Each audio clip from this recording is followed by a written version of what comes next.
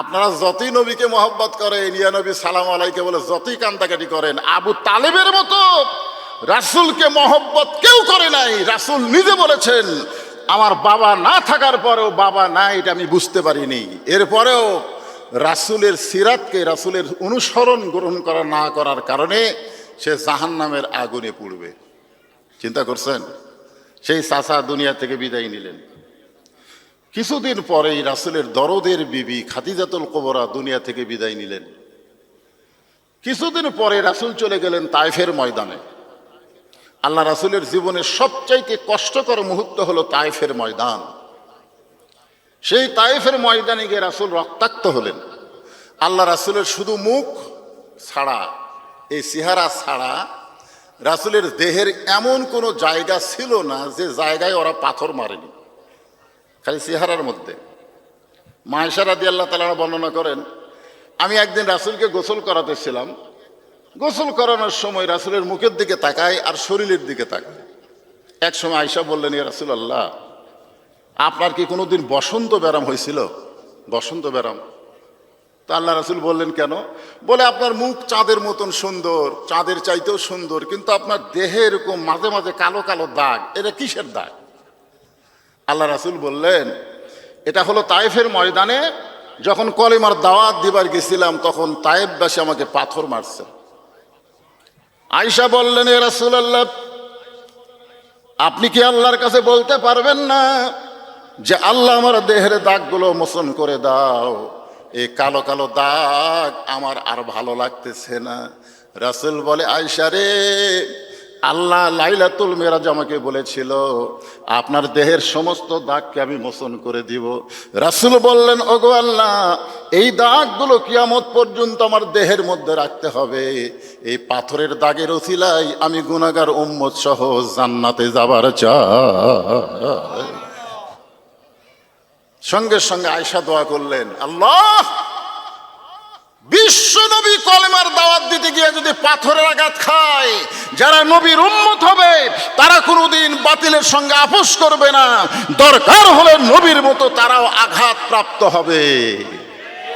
আজকে নবিয়ানা কাম করেন কত বছর? 40 বছর। পাঞ্জাবি খুলতো, পাঞ্জাবি খুলে দেখে তেল তেলা, তো তেল তেলা গাও দাগ নাই। নবিয়ানা কাম করো, নবী পিটন খায়। একমাত্র সুলাইমান আর আদম নবী ছাড়া সমস্ত নবী বাতিলের দ্বারা আঘাত প্রাপ্ত হয়েছে। প্রত্যেকটা নবীকে বাতিলের আঘাত করছে। আজকে যারা বলে আমরা নবীর কাম করি, কিন্তু বাতিল তাদের কিছুই বলে না, বুঝবেন এটা নবীর কাম না, এটা তলে তলে শয়তানের সঙ্গে আঁতাত করার কাম। জোরে কোন কথা ঠিক কিনা? বুঝতে হবে। জিবরাইল বললেন, ইয়া রাসূলুল্লাহ, কত কষ্ট আপনার দুনিয়ায়।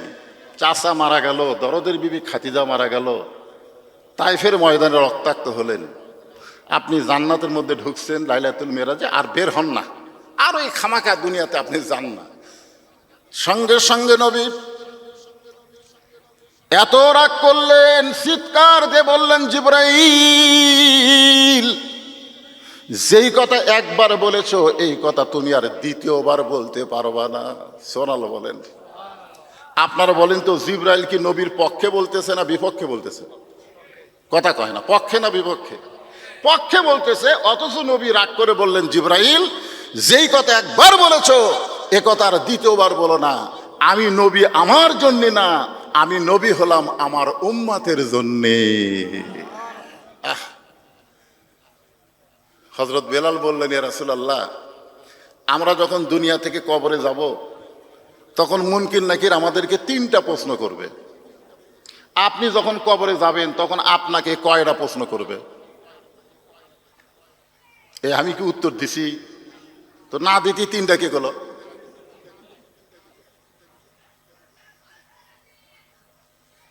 একজন সাহাবী হযরত বেলাল, তিনি নবীকে প্রশ্ন করতেছে, ইয়া রাসূলুল্লাহ, আমরা যখন কবরে যাব, মুসলমান যখন কবরে যাবে, মুসলমানদেরকে কয়টা প্রশ্ন করা হবে?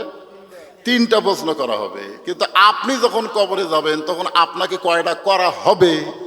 আল্লাহ রাসূল বললেন, হযরত বেলাল, তোমার কি মনে হয়?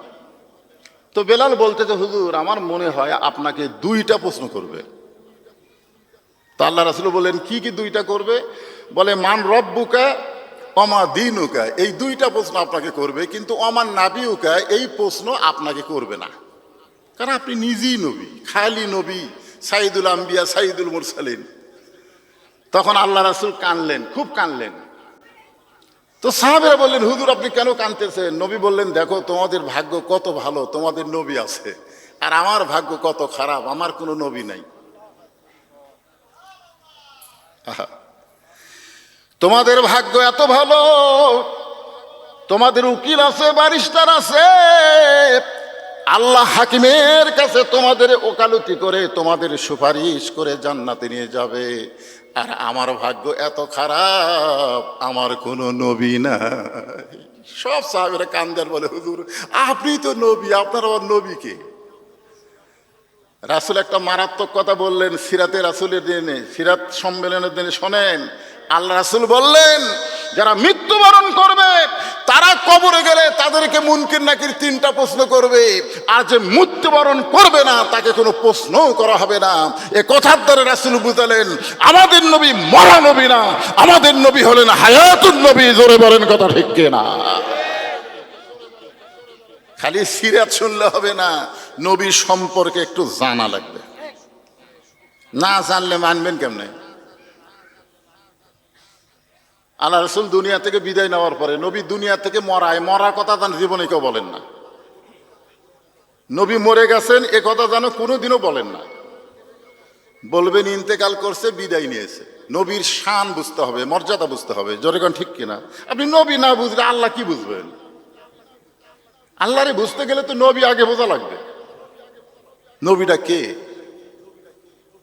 তো আল্লাহ রাসূল দুনিয়া থেকে যখন বিদায় নিলেন তখন কতকগুলো মহিলা উম্মাহাতুল মুমিনিন 6 লক্ষ হাদিসের হাফেজা মা আয়েশার সাথে দেখা করলেন। নবী যখন দুনিয়া থেকে বিদায় নিলেন তখন কতকগুলো মহিলা, এই মায়েরা যারা পর্দার অন্তরে আছেন মনোযোগ দিয়ে শোনেন, কতকগুলো মহিলা এসে মা আয়েশার কাছে সাক্ষাৎ করলেন। মহিলারা বলতেছেন, মা আমরা নবী সম্পর্কে আপনার কাছে জানতে চাই। আপনারা বলেন তো, মেয়েরা কি নবীর কাছে আসতে পারতেন?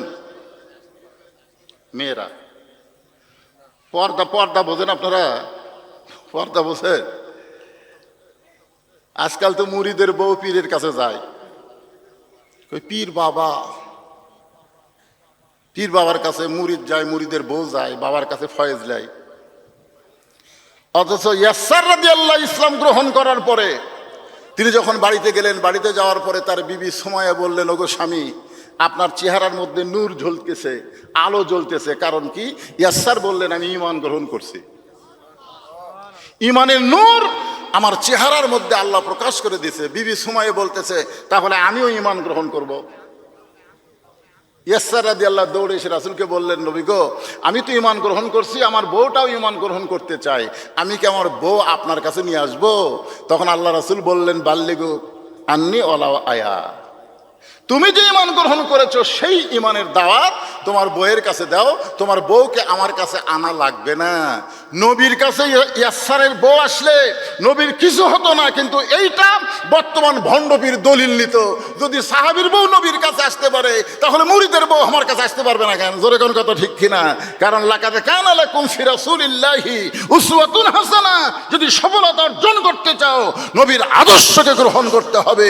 নবীর বিবি ছাড়া নবী অন্য কোনো মহিলার সঙ্গে পর্দাহীন ভাবে দেখা করে নাই। জোরে কোন সুবহানাল্লাহ। এখন মেয়েরা বলতেছে, মা আল্লাহ নবী সম্পর্কে আমরা একটু জানতে চাই। আয়েশা বললেন, মেয়েরা তোমরা নবী সম্পর্কে আমার কাছে জানতে আইছো, এখন আমি তোমাদের সামনে বলতেছি, তোমরা নবী সম্পর্কে শুনবে না আমার স্বামী সম্পর্কে শুনবে? একটু মনোযোগ দিবেন। তোমরা নবী সম্পর্কে জানবে না আমার স্বামী সম্পর্কে শুনবে? তো মেয়েরা বলতেছে, মা আল্লাহর নবীও যিনি উনি তো আপনার স্বামী। আয়েশা বলতেছে, 6 বছর বয়সে নবীর সঙ্গে আমার বিয়ে হয়েছে। একটু মনোযোগ দিয়ে শোনেন, কয় বছর? 6 বছর বয়সে বিয়ে হয়েছে, আর 9 বছর বয়সে আমি নবীর ঘরে আইছি। কয় বছর বয়সে নবীর ঘরে আইছে? 9 বছর। আর 18 বছর বয়সে নবী দুনিয়া থেকে চলে গেছে। তাহলে মা আয়েশার সঙ্গে নবী কয় বছর ছিলেন? একটু হিসাব করেন। দেখেন নবীর উম্মত গরমের মধ্যে কি বিরক্ত লাগতেছে? একটু হিসাব করেন। 6 বছর বয়সে বিয়ে হয়েছে, 9 বছরে নবীর সংসার আইছে, 18 বছরে নবী দুনিয়া থেকে বিদায় হয়ে গেছে। তাহলে মাঝখানে 9 বছর। মা আয়েশা বললেন, এই 9 বছরে আমি নবী কি দেখেছি মাত্র 3 বার, আর আমার স্বামীকে দেখেছি আমি হাজার হাজার বার। এখন তোমরা কি নবী সম্পর্কে শুনবে না স্বামী সম্পর্কে শুনবে? আপনাদের কি ধারণা আমাদের নবী কি অতি মানব? এই না আমাদের মতোই? অনেকে বলে আমরাও যা নবী হতেই, আমরাও যা নবী হতেই। এক বক্তা ওয়াজ করতে বলতেছে আমরা মাটির তৈরি, নবীও মাটির তৈরি। তখন সাইড থেকে একদিন বলতেছে তাহলে আমরা যা নবীও তাই রে। 4 সূরজ গ্রহ তারা তারি নূরের ইশারা, নইলে যে অন্ধকারে ডুবিত এই ধরণী। সবাই বলেন নবী মোর পরশমণি, নবী মোর সোনার খনি, নবী নাম ভাবে যেজন সেই তো দোজাহানের ধনী। নবী যখন স্বামী ছিলেন, পৃথিবীর শ্রেষ্ঠ স্বামী ছিলেন। আমরা যতই স্বামী হই না কেন, আমার নবীর মতো ভালো স্বামী পৃথিবীর কেউ হতে পারে নাই। আল্লাহ নবী যখন নবী ছিলেন, পৃথিবীর শ্রেষ্ঠ নবী ছিলেন। নবী যখন বদরের জিহাদে যাচ্ছেন, পৃথিবীর শ্রেষ্ঠ সেনাপতি। আল্লাহ নবী যখন না খেয়েছিলেন, নবীর মতন না খেয়ে কেউ থাকে নাই। ক্ষুধার জ্বালায় নবী পেটে পাথর বাঁধছেন। আল্লাহ নবী যখন অত্যাচার সহ্য করেছেন, নবীর মতন অত্যাচার সহ্য কেউ করে নাই। আবার আল্লাহর নবী যখন নানা হয়েছেন, নবীর মতন শ্রেষ্ঠ নানা এই দুনিয়াতে কেউ হবার পারে নাই। আবার নবী যখন শ্বশুর হয়েছেন, ওসমান রাদিয়াল্লাহু বলেন দুনিয়ার কে কেমন শ্বশুর পাইছো জানি না, কিন্তু আমি এমন একজন শ্বশুর পাইছি তার মতন ভালো শ্বশুর এই দুনিয়াতে আর কারো নাই। জোরে কান সুবহানাল্লাহ। আপনি যেই দিকে যাবেন সেই দিকে আমাদের নবী শ্রেষ্ঠ। যার কারণে আল্লাহ বললেন ওগো রাসূল, মা আতাকুমুর রাসূলু ফাখুযুহু ওয়া মা নাহাকুম আনহু ফান্তাহু। আপনি যেইটা করবেন সেইটাই করা আপনার উম্মতের জন্য ফরজ হয়ে যাবে, আর আপনি যেইটা নিষেধ করবেন সেইটা তাদের জন্য হারাম হয়ে যাবে।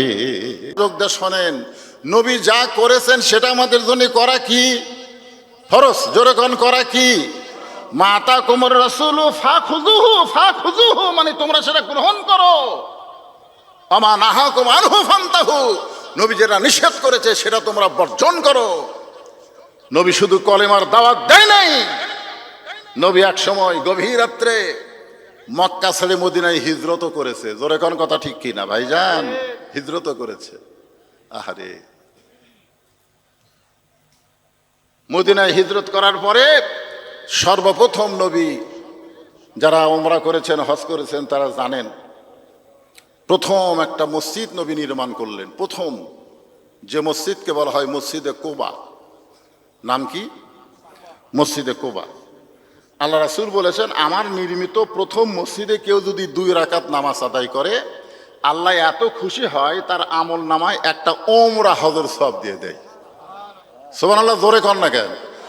আরে আপনি করতে পারবেন তো? একটু জোরে মহব্বত দিয়ে সুবহানাল্লাহ কন। আপনাকেও আল্লাহ হয়তো হজ করার সুযোগ না দিলে ওমরা করার তৌফিক দিয়ে দিবে। সুবহানাল্লাহ বলেন। হ্যাঁ,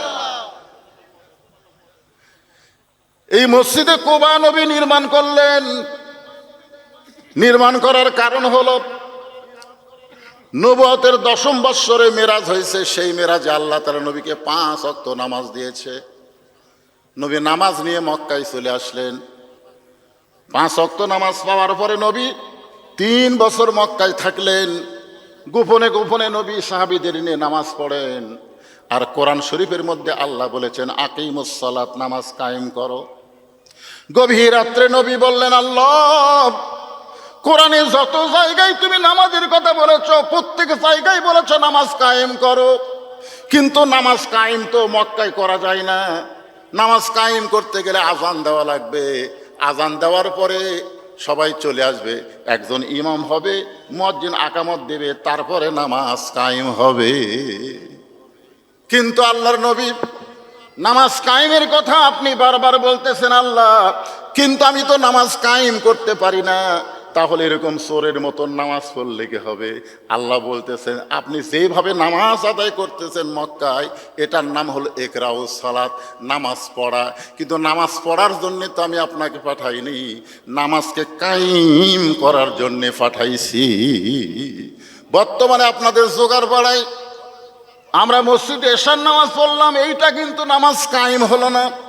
কারণ আমরা যখন নামাজ পড়লাম তখন আমাদের মুসলমান দাবি করা কিছু মানুষ বাহিরে হট্টগোল সরগোল করলো, জোরে কোন কথা ঠিক কিনা? নামাজ পড়া অবস্থায় শোনা গেল ওরা রাস্তার মধ্যে সরগোল করতেছে। জিজ্ঞাসা করেন, এশার নামাজ পড়ে তোমার নাম কি? বলে আমার নাম হলো আব্দুল্লাহ। আরেকজনকে জিজ্ঞাসা করলেন, তোমার নাম কি? বলে আমার নাম হলো আব্দুর রহমান। তোমার নাম আব্দুল্লাহ, আব্দুর রহমান, অথচ এশার নামাজ মসজিদে হয়ে গেল, তোমার খবর কি? বলে আমি মুসলমান আছি, কিন্তু আমি নামাজ পড়ি না। যতদিন পর্যন্ত বাংলার জমিনে নামাজ পড়া হবে, নামাজ কায়েম হবে না, ততদিন মক্কার ইসলাম হবে। আর মক্কার ইসলাম যে আকিমুদ্দিন, দিন কায়েম করা যাবে না। দিন কায়েম করতে গেলে নবীর সিরাতে মদিনার ইসলামকে গ্রহণ করা লাগবে।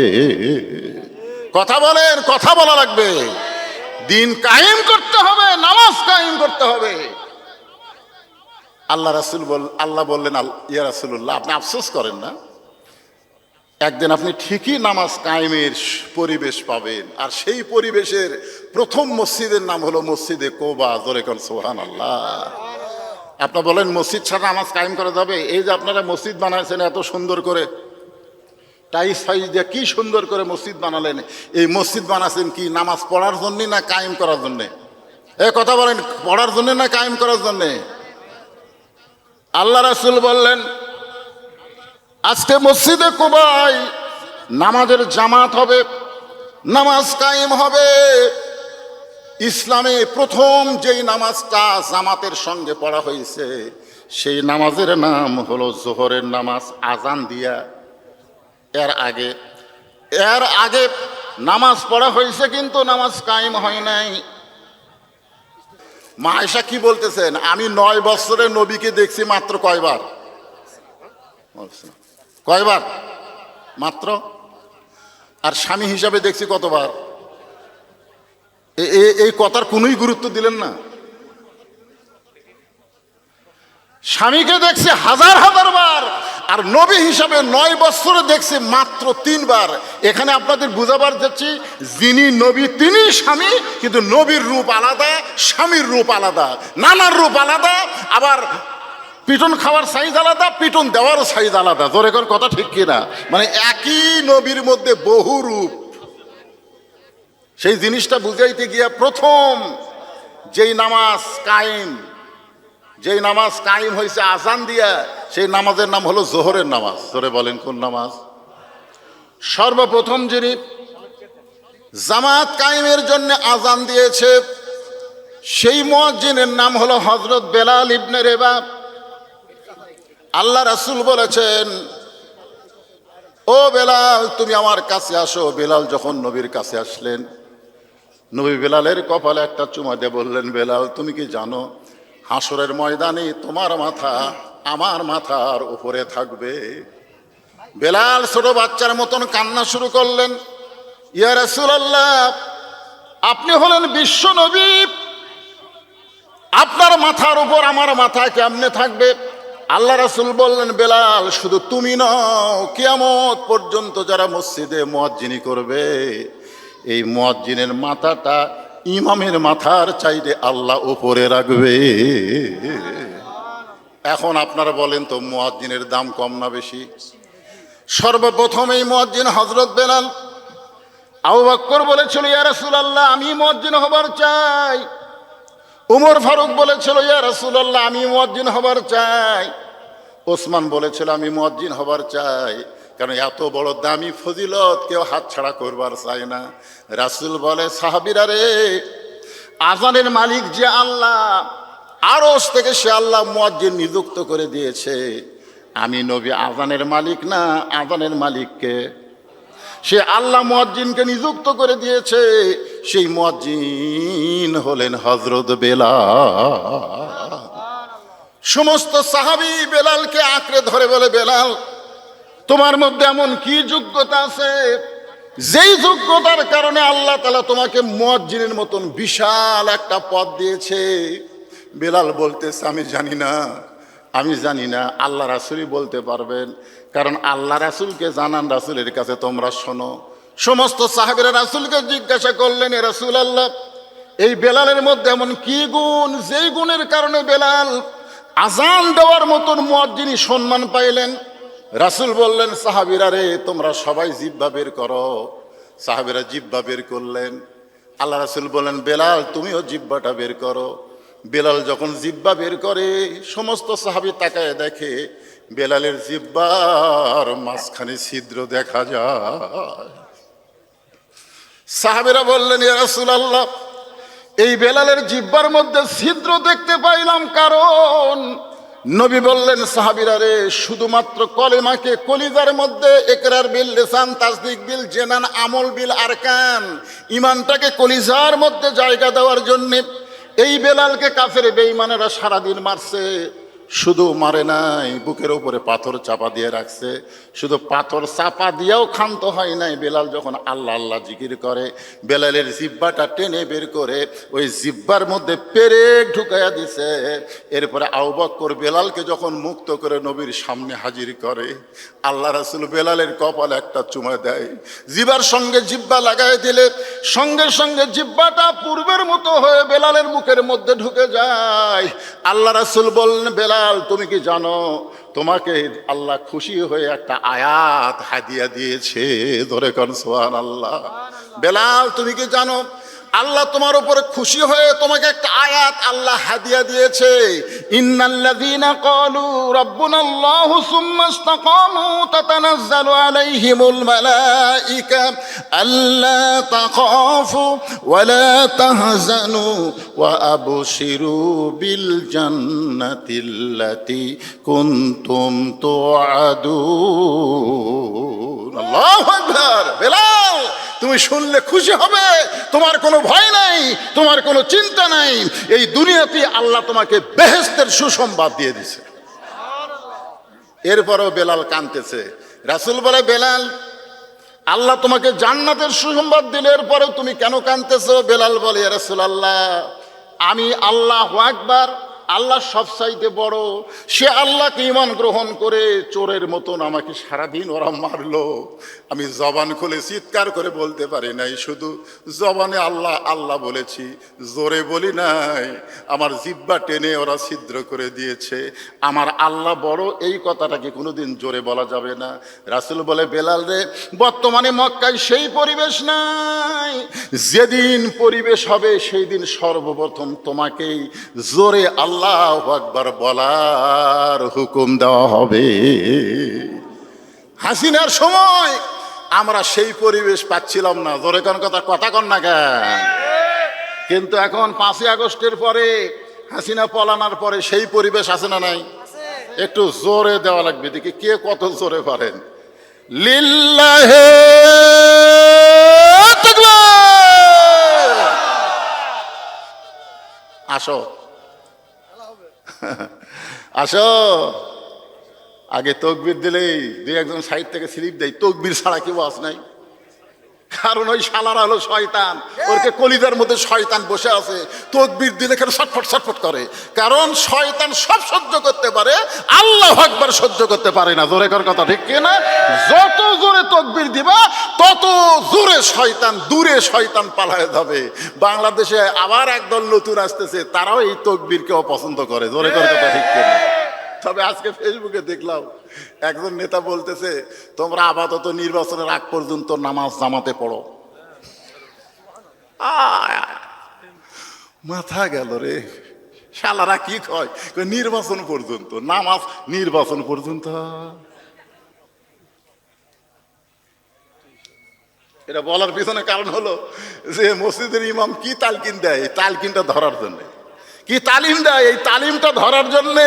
ভাই যখনই তুমি জামাতে নামাজ পড়তে আসবা, নামাজ পড়তে পড়তে ইন্না সালাতা তানহা আনিল ফাহশাই ওয়াল মুনকার, তোমার ভিতর থেকে যাবতীয় বাতিলকে আল্লাহ দূর করে দিয়ে ইমাম দিয়ে তোমার আত্মা ভরপুর করে দিবে। ওই নেতার কথা মতোই তোমরা জামাতে আসো। জামাত জামাত জোরে গান কোথায় আসো, এই আরো জোরে গান কোথায় আসো, জামাতে। আমরা চাই জামাত আগামীতে সরকার গঠন করবে, জোরের কথা ঠিক, জামাতে আসো। কি ওরাই বলতেছে জামাতে আসো। নির্বাচন পর্যন্ত পড়তে পড়তে দেখবেন ওই যায় একবার নামাজ ধরে, যেভাবেই হোক। আমরা ছোটবেলায় ওয়া শুনতাম, এক বাচ্চা কে মা বলতো, তুমি যদি নামাজ পড়ো, নামাজ পড়ার পরে শেষদার ওখানে কাপড় টান দিবে, মিষ্টি পাবে। তুই নামাজ পড়ে মিষ্টি খাওয়ার জন্যে, বুঝছেন? ওই নামাজ পড়ার পরে জায় নামাজ টান দেয়, জায় নামাজের তলে মিষ্টি পায়। এই মাটা কি করে, আগে জায় নামাজের তলে মিষ্টি দেওয়া যায়, এই নামাজ পড়ে মিষ্টি খায়, সেই জন্য এখন মিষ্টি পাওয়ার জন্যই নামাজ ধরছে। কিন্তু একদিন মা মানুষ তো মনে নাই, ওই নামাজ পড়ে যায় নামাজ তুলে দেখে মিষ্টি, মাও তো খালি হায় হায় হায়, আজ তো মিষ্টি দেয়নি। আজ তো আমার ছেলে কাছে আমি ধরা পড়লাম, যা দিকে ছেলে মিষ্টি খাচ্ছে। মা কই বাবা কেমনি, ওই প্রতিদিন যেভাবে আসে আজকেও সেভাবে আইছে। আমরাও বলতে যে তোমরা ধরার জন্যে আসো। কি ধরার জন্যে? জামাত ধরার জন্যে আসো। আস্তে আস্তে আল্লাহ পরিবর্তন করে দিবে, পারকে পারে না? আল্লাহ বলেছেন ফালিয়াবুদু রাব্বা হাযাল বাইত আল্লাযী আত'আমাহুম মিন জু'ইন ওয়া আমানাহুম মিন খাউফ। আল্লাহ রাসূল বললেন, জিবরাইল যেই কথা একবার বলেছো, এই কথার দ্বিতীয়বার বলতে পারবা না। মনে আছে না ভুলে গেছেন? কোন জায়গায় মনে নাই? আপনারা বসে আছেন জান্নাতের বাগানে, আর রাসূল তখন ছিল জান্নাতে। সুবহানাল্লাহ বলেন। আমি আপনাদের বলতেছি এই কারণেই যে রাসূল জান্নাতের মধ্যে গিয়া ফেরেশতা জিবরাইল নবীর পক্ষে কথা বলতেছেন, যদি খামাখা দুনিয়াতে গিয়ে আপনার লাভ কি?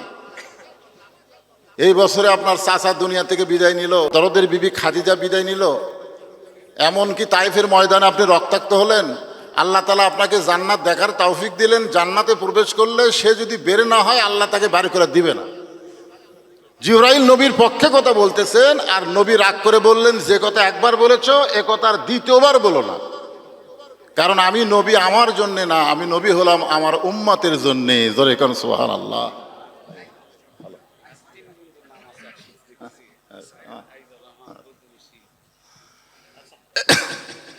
আমার একই সঙ্গে আমার বন্ধু, আপনাদের ইউনিয়নের জামায়াত ইসলামের সম্মানিত আমির, আমার কিন্তু বন্ধু, একই সঙ্গে আমরা অনেক দিন ক্লাস করেছি। সেই ক্লাস 8 থেকে একেবারে ফাজিল পর্যন্ত একসঙ্গে লেখাপড়া করছি। আজিজুর রহমান চলে গেল, সেও আমার ক্লাসমেট, আয়ুব আলী একই। তাই বলতেছে আজকে 3 বন্ধুর নাম দেখলাম এক জায়গায়, মাশাআল্লাহ। তো কি বলতেছিলাম, যে আমি নবী আমার জন্য না, আমি নবী হলাম আমার উম্মতের জন্য। আমি সেই দিন, এই কথাটা মনে রাখেন, আমি সেই দিন জান্নাতে থাকার জন্যে প্রবেশ করব, জান্নাতে থাকার জন্যে। আমি সেই দিন, যেদিন আল্লাহ আমার সমস্ত উম্মতকে জান্নাত দিয়ে দিবে। এইদিকে তাকান, আপনারা খেয়াল করেন, যেই নবী নেতা জান্নাতে যায় আমাদের কথা বলেনি, এখন আপনারা কেমন নেতা নির্বাচন করবেন, যেই নেতা সংসদে গেলে আপনাদের কথা ভুলে যায়? জোগাড় ভাড়া এই জায়গাত আসার রাস্তাই নেই। আছে কি যে বেকায়দা আপনারা আছেন, একের কাহালো শেষ মুড়া, দুপচাচারও শেষ মুড়া, মাঝখানে ব্রিজের ওই পার দুপচাচা, এবার জোগাড় পাড়া। তা আমি আপনাদের যেটা বুঝাবার চাচ্ছি, সিরাতের মাহফিলে সকলে একটু জবান খুলে বলবেন, আমার নেতা তোমার নেতা। হলো না, এটা মেম্বার মার্কা স্লোগান হলো। আমরা ইসলামী আন্দোলনের ইসলামী দলের যারা আসে তারা নেতা না, তারা হলেন আমির, তারা হলেন আমির। ইমাম, ইমাম মানে কি? খেয়াল করেন, ইমাম মানে কি? কতক্ষণ পর্যন্ত? আপনার যে এশার নামাজ পড়লেন, এশার নামাজ ফরজ কয় রাকাত? জোরে বলেন, ফরজ কয় রাকাত? ইমাম সাহেব যদি 3 রাকাতে বসে, আপনারা কি ইমামকে ধরে থাকবেন না আল্লাহু আকবার লোকমা দেবেন? তো দুনিয়ার সমস্ত যারা ইমাম হবে তার রাসূলের তরিকা মোতাবেক ইমাম হওয়া লাগবে। জোরে কোন কথা ঠিক কিনা? নিজে ইচ্ছা মতো ইমামতি করতে গেলে আমরা তাকে আর গ্রহণ করব না, লোকমা দিয়ে তাকে সাইজ করব। জোরে কোন কথা ঠিক কিনা? আজকের মাহফিলের প্রধান মেহমানের আগমন, লিল্লাহে তাকবীর, আব্দুল খালেক শরীয়তপুর সাহেবের আগমন, আমার ছোট ভাইয়ের আগমন,